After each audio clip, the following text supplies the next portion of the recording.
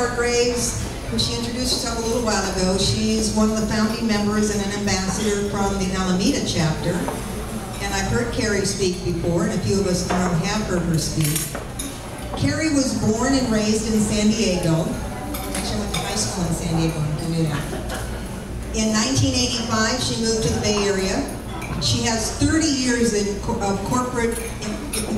experience in the corporate world, directing manufacturing operations, and 7 years as a consultant. During her years of experience, she observed the most productive and profitable companies have employees. I'm talking about all the employees, whether it's CEO or janitor or anybody in between. The employees who are happy and engaged, that makes a profitable and productive business. And unfortunately, that condition is all too rare. Kerry is going to remind us today how to play like children, because as grown-ups, we often forget or neglect this important part of life. So let's give a warm Fremont Successful Living effort. Welcome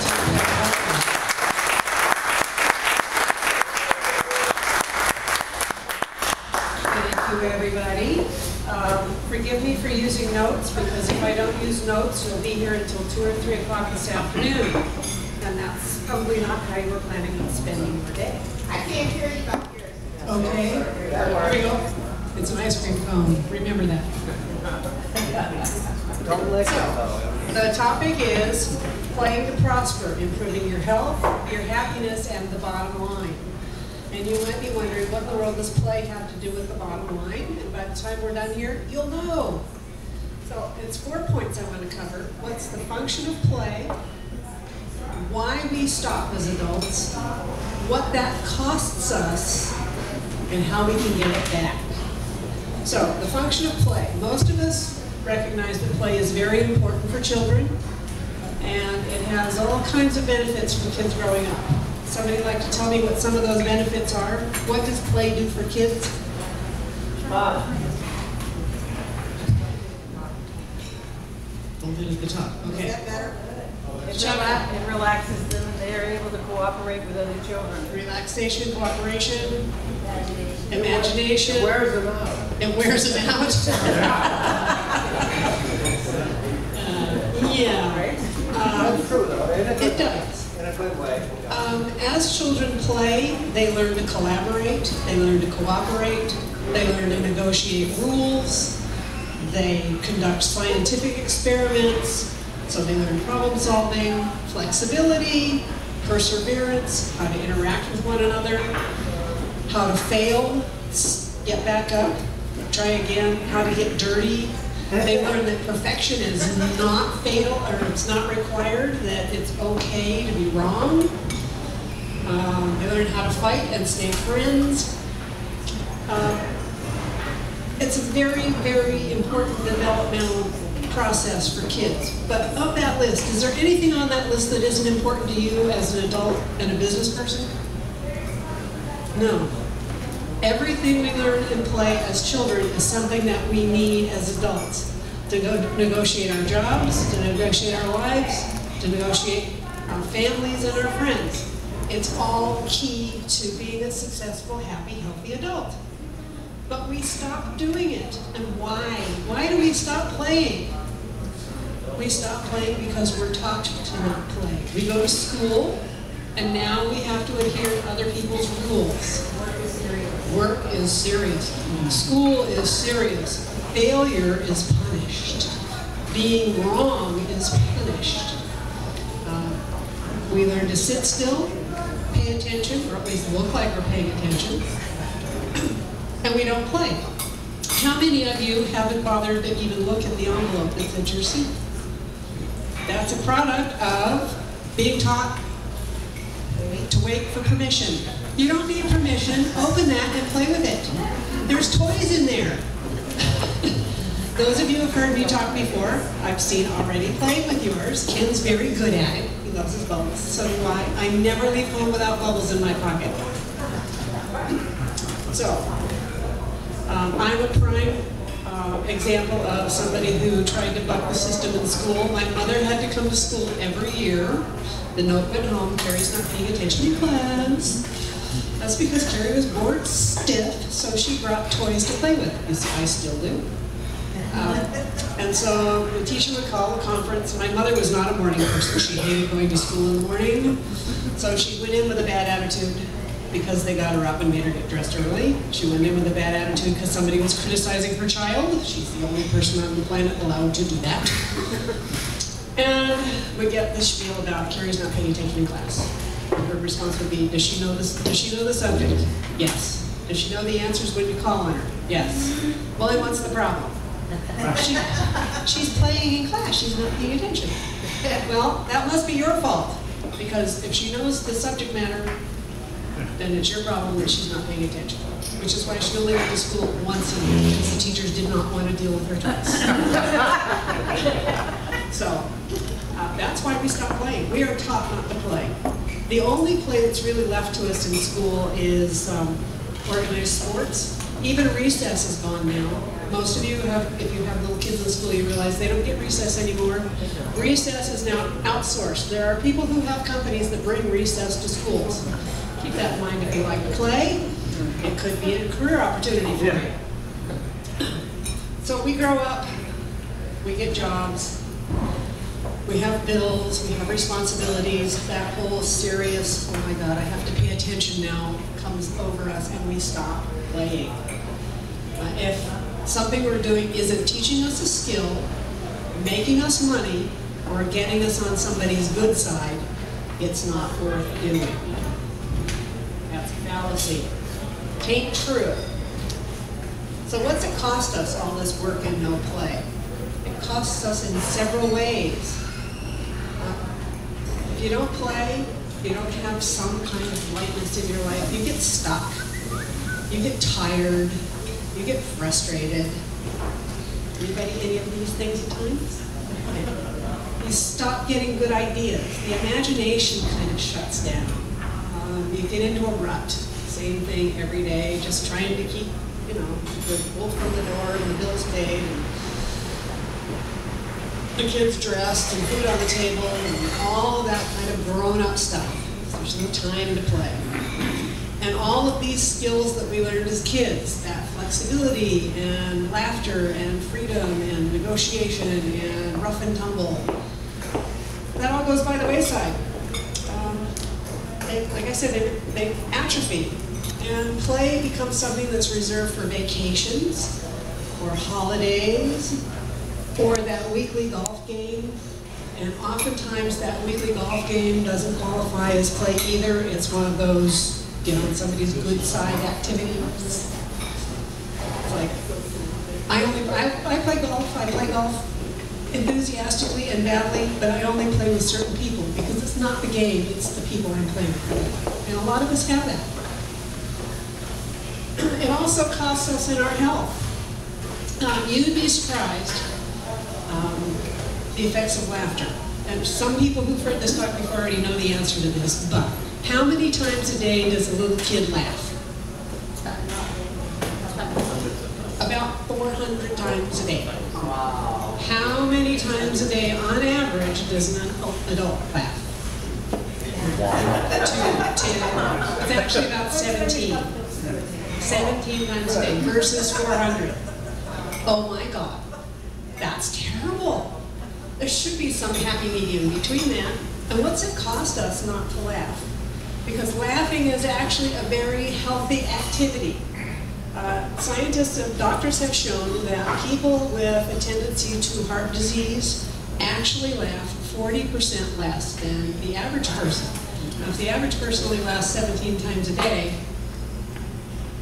people who are inclined to heart disease laugh less than that. And I don't think it's they don't laugh because they're having heart disease. I think the heart disease comes from the lack of laughter.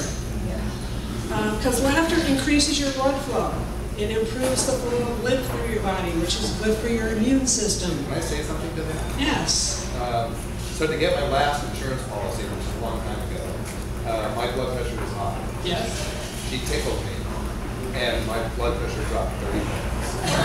Did everybody hear that? Okay. His last, trying to get his last insurance policy. It wasn't legal, but it did happen. Yeah. The doctor was testing him, and his blood pressure was testing high. So the doctor tickled him, and after that, his blood pressure dropped 30 points. Laughter is good for you. One of the best ways to get the laughter is to play. Watch funny movies, things like that, but play. Play can make you laugh as well. Other statistics about play and laughter. Like I said, it improves the lymph flow, it improves your immune function. There are doctor studies that show that laughter actually does really improve your chances of survival. It's like laughter, not Lipitor. Here's a really scary statistic for you. The studies in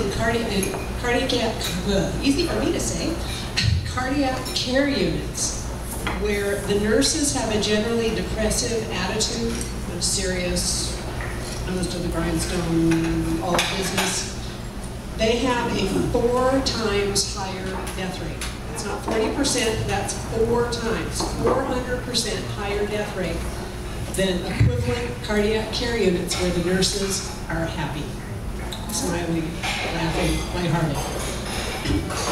So I recommend that you scope out your local hospitals and make sure that if you have to go, you go to the one where they're smiling, you got a much better chance of coming out alive.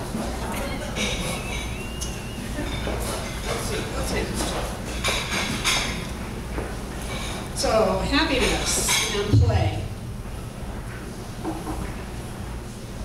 Play as adults, that thing that we've let go because we got all serious and grown up. What does that do for us?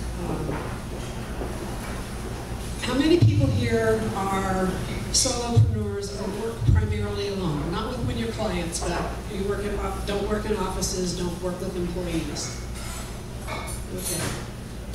The rest of you actually go to offices and have people around you all the time at work? Only a few. Everybody else refuses to answer. They don't want to play. Okay. Those of you who don't actually go into an office and work with other people, you can get isolated. Meeting with clients is all well and good, but an awful lot of the work is done by yourselves. You get isolated. Play can help bring you out of that. Even if it's just getting up out of your chair and going out and taking a walk and smelling the roses and listening to the birds, or flying through the grocery store, or dancing, singing to the music, blowing bubbles in an elevator. One of my favorite things to do, particularly in hospitals. Blow bubbles in the elevator when the doors open. Everybody outside goes, ooh, bubbles. This is the grown-ups. The kids take it for granted. The grown-ups are like, ooh, I love bubbles. Be surprised who loves bubbles. That's why you all got bubbles. So, but bringing play back into your life, deliberately looking for ways to play. Have fun. Join up with other people. Check out the meetups for something fun to do, not necessarily business related. Don't make everything you do business related. Or figure out a way to make your business related things fun to do. Successful thinkers can be fun. But it helps you build your empathy, it helps build trust, it releases endorphins. Endorphins are good things. You don't have to be a runner to get endorphins. If you laugh really good, your endorphins get released. But get involved in things for the sheer joy of it. Because they say that the opposite of play isn't work, the opposite of play is depression. So, like I said, if you can combine your work and play, that's even better. So the cure for all of this is to bring the play back into your life. Try to make it a daily practice. But we don't want to make play another job we have to do, another thing on the to-do list. Because God knows we don't all need another thing on our to-do list. So it's a way of making the things on your to-do list more fun to do. And we do that like building any other habit, by starting out with it on the to-do list. That's one of the reasons why you have a little card there that says, have you played today?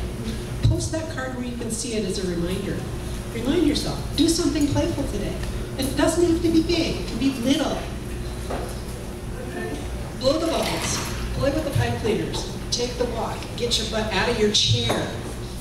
go somewhere, look at something new, or look at something old in a new way. One of the first ways is think back to when you were a kid, to about 8 or 9 years old. And some of you will find this remarkably difficult, others will find it quite simple. I'm one of the ones that's still trying to figure out the answer. What did you do that was full of joy, that was play for you when you were 9 years old? And try and do that or something similar to it now. Bring that back into your life. It's really worth it. But how do you find time? Like I said, we don't want to make it another job. We don't want another thing on our to-do list.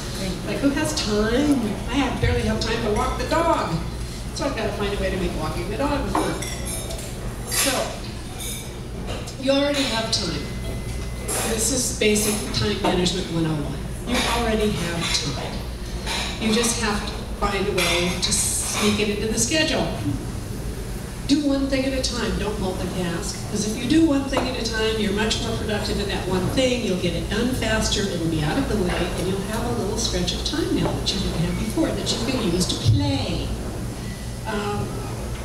No distractions. When you're doing that one thing, do that one thing. And eat the frog first thing in the morning. In other words, you've got an ugly thing on your to-do list, you don't really want to do it first, get it over with. Otherwise, you'll spend all day dancing around it. So just eat frog, get it over with. Try a way to make that frog fun. Cover him in chocolate. Try and keep your to-do list to 3 things. We really can't get more than 3 significant things done in any given day, so try to limit it to 3. Be realistic. Takes that feeling of, oh God, I didn't get it done again today, off your back. That will make you happier as well. And take breaks. Particularly those that work alone, work at home, work in an office by ourselves, particularly on a computer, we tend not to take breaks. There are 2 schools of thoughts in the break-taking world. There are some that say work for a concentrated period of 25 minutes and take a 5-minute break. There are others that say work for 90 minutes and take a half-an-hour break. Different strokes, different folks. Pick one, try it. If it doesn't work, try the other one. Set a timer to take the break. Make yourself take a break. You will actually get more done when you take more breaks. And during that break, play. Go take the walk, smell the roses, fly a paper airplane, blow bubbles, keep a kite in your desk and go play with the kite, or a ball. Or if you can take your dog to work, go play with the dog. But do something and have fun, but take the break. And at the end of the workday, stop work. If you're an entrepreneur, you probably just keep right on working. It's a hell of a discipline. Stop it. End your workday and go home, even if you are home. Shut off the computer, close the door, put the screen over it, go home. Because all work and no play is bad for you. It can kill you. Let's see.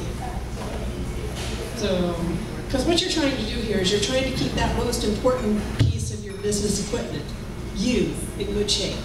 Play is every bit as important to you and your health and your longevity and your productivity as enough sleep, good nutrition, and exercise. It should be right up there, those 4. It shouldn't just be the 3, it should be 4. Play should be part of that critical health routine. You need it to succeed.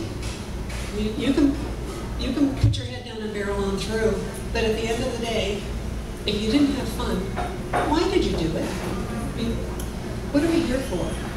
If we aren't here to have a good time, what are we here for? I mean, it's all got to be for something. And okay, we're trying to raise families and healthy children and all of that, but ultimately what we really want to be is happy. Underneath all of that, if you dig down and dig down and dig down, ultimately what we really all want to be is happy. Even if we feel guilty saying it, but play can help you get there. There's a million ways to happiness, and there are probably 4,000 books about how to be happy. This happens to be the one I picked. Play. Play can make you happy. It's a quick road to it. It may not You may not be happy 24 hours a day, 7 days a week, but while you're playing, you will be. And it does help keep you in shape, mentally.